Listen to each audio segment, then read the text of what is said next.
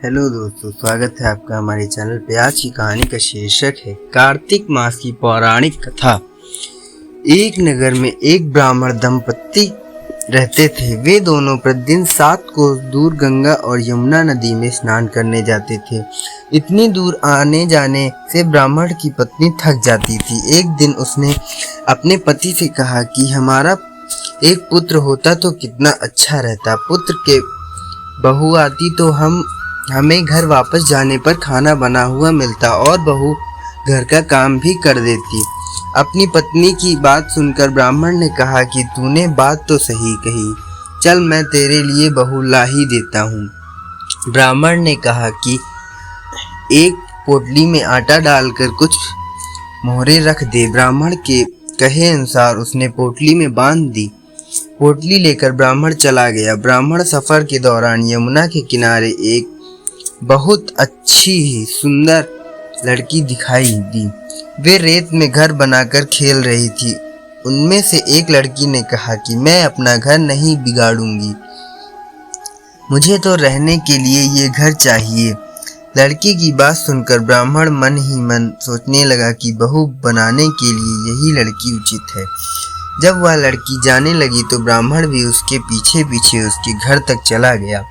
वहां जाकर ब्राह्मण ने उस लड़की से कहा, बेटी, कार्तिक मास चल रहा है, इसलिए मैं किसी के घर खाना नहीं खाता। मैं अपने हाथ आटा लेकर आया हूँ। तुम अपनी माता से पूछो कि क्या वह मेरे लिए आटा छान कर 4 रोटी बना देगी। यदि वह मेरा आटा छान कर रोटी बनाएगी तो मैं ही रोटी खा लूँगा।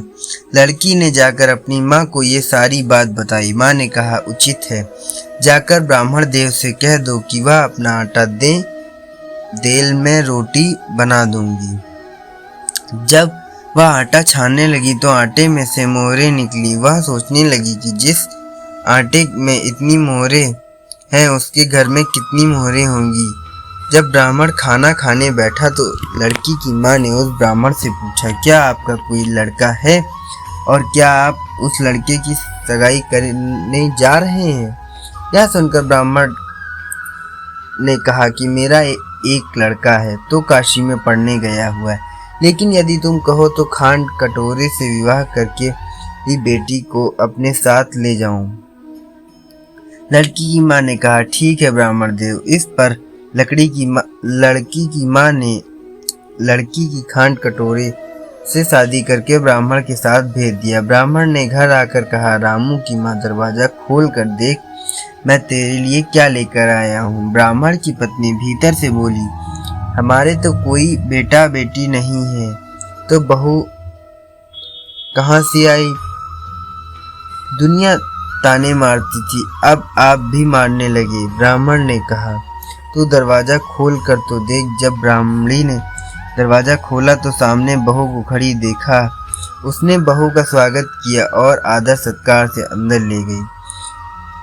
अब जब ब्राह्मण अपनी पत्नी के साथ नदी स्नान करने जाता तो पीछे से बहू घर का सारा काम करके और खाना बनाकर रख देती थी।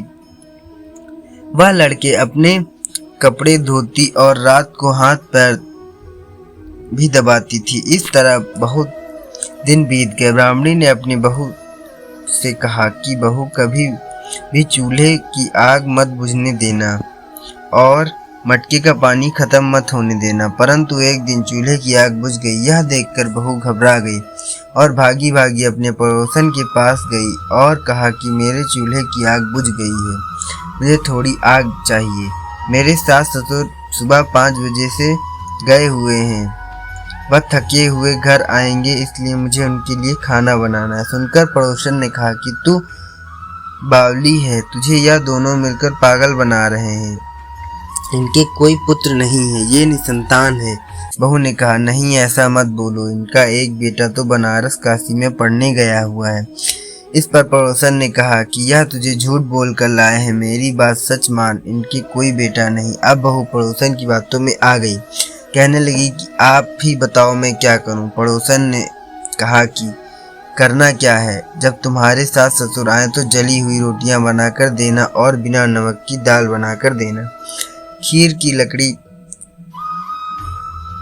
कड़छी दाल में और दाल की कड़छी खीर में डाल देना। पड़ोसन ने उसे अच्छे से सिखा पढ़ा दिया। फिर जब उसने सास ससुर घर आए तो उसने ना तो उनका आदर सत्कार किया और ना ही उनके कपड़े धोए। बहू, आज यह रोटियां जली क्यों और दाल भी अलूनी है? तब बहू ने पलट कर कहा कि एक दिन ऐसा खाना खा लोगे तो बिगड़ नहीं जाएगा तुम्हारा। सास ससुर को खरी खोटी सुनाकर वह फिर से पड़ोसन के पास गई और बोला कि अब आगे क्या करना है। पड़ोसन ने कहा कि अब तुम सातों कोठों की चाबी मांग लेना। अगले दिन जब वह स्नान करने के लिए जाने लगे तो बहू अड़ गई कि मुझे सातों कोठों की चाबी चाहिए। तब ससुर ने कहा कि इसे चाबी दे दो। तब सास ने बहू को चाबी दे दी। सास ससुर के जाने के बाद जब बहू ने दरवाजे खोले तो देखा कि किसी में अन्न भरा है, किसी में धन भरा है और किसी में कोठे में बर्तन पड़े हैं। जब उसने सबसे ऊपर का 7वां कोठा खोला तो दिखा कि शिव जी, पार्वती माता, गणेश जी, लक्ष्मी जी माता, पीपल, पथवारी, कार्तिक के ठाकुर, राई, दामोदर, तुलसी जी का बिड़वा, गंगा, यमुना और 33 कोटि देवताओं विराजमान है। वहीं पर एक लड़का चंदन की चौकी पर बैठा माला जप रहा है। यह सब देखकर लड़के से पूछा कि तुम कौन हो? तब लड़का बोला, मैं तेरा पति हूँ, भी दरवाजा बंद कर दो। जब मेरे माता पिता आएंगे तब दरवाजा खोल लेना। यह सब देखकर बहुत तो खुश हुई और 16 श्रृंगार सुंदर वस्त्र पहनकर अपने सास ससुर का इंतजार करने लगी। उसने अपने सास ससुर के लिए अच्छे पकवान बनाए। जब उसके सास ससुर घर पर आए तो उसने उनका आदर सत्कार किया और प्रेम पूर्वक खाना खिलाया और हाथ पैर दबाने लगी। पैर दबाते दबाते बहू ने कहा कि माँ, आप इतनी दूर गंगा यमुना स्नान करने के लिए जाती हो तो थक जाती हो, इसलिए आप घर पर ही स्नान क्यों नहीं करती हो? यह सुनकर सास कहने लगी कि बेटी, गंगा यमुना घर पर तो नहीं बहती।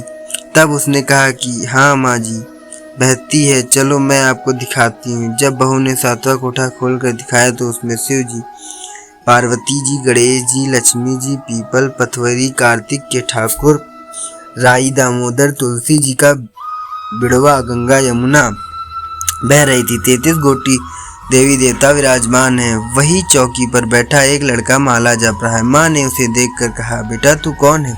लड़का बोला, माँ मैं तेरा बेटा हूँ। तब ब्राह्मणी ने पूछा कि तू कहाँ से आया है? लड़के ने जवाब दिया कि मुझे कार्तिक निदे ने भेजा है। माँ ने कहा, बेटा यह संसार कैसे मानेगा कि तू मेरा बेटा है? माँ ने कुछ विद्वान पंडितों से मदद मांगी। पंडितों ने कहा, इस पार बहू बेटा खड़े हो जाओ, और वह उस पार माँ खड़ी हो जाए। माँ ने चमड़े में अंगियां पहनी और छाती में से दूध धार की निकलकर बेटे के दाढ़ी मुंह पे भीगे और पावन पानी गड़ जोड़ा बंधे, तब मानोगे कि यह इस माँ का ही बेटा है। उसने ऐसा ही किया। चमड़े की अंगियां फट गईं और छाती में से दूध की धार निकलकर बेटे की दाढ़ी मूंछ भीग गई। पवन पानी से बहू बेटे की गड़जोड़ बंध गया। यह सब देखकर ब्राह्मण और उनकी पत्नी की खुशी का ठिकाना ना रहा। तो यह थी कार्तिक मास की कथा। हे कार्तिक के ठाकुर, जैसे ब्राह्मण और ब्राह्मणी को बहू बेटा दिया वैसे सबको देना। कार्तिक मास की कथा कहने, सुनने और हुंकारा भरने वाले सब पर कृपा करना। धन्यवाद दोस्तों। अगर आपको हमारी कहानी अच्छी लगी हो तो लाइक और हमारे चैनल को सब्सक्राइब करके जाइएगा। Thank you.